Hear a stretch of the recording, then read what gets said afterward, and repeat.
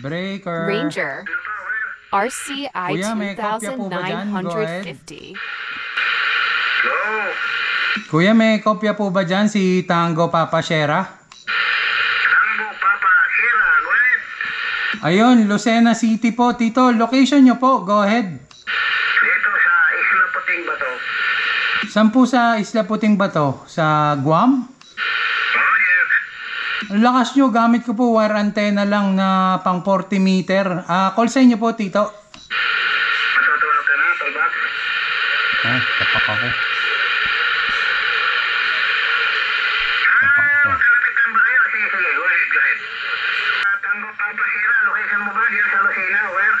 QSL, opo, Lucena City. Naka-RCI lang po ako, 2950. 2950, anong antena mo? Bakit mahina? Where? Wire antenna po, pang 40 meter. Ginamitan ko lang ng antenna tuner. Yan ang problema. Kumuha ka ng antena para sa 11 meter, malakas ka, where? Ayun, sige po. Salamat po, Tito. Ano pong call sa inyo ulit? Sabi ni Tolbas, yan na daw ang kukuha ng RCI mo. Palitan mo ng chip, where?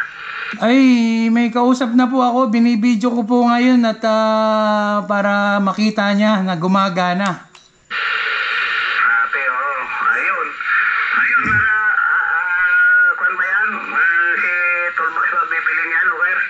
Roger. Ayun, sige po. At good evening po dyan.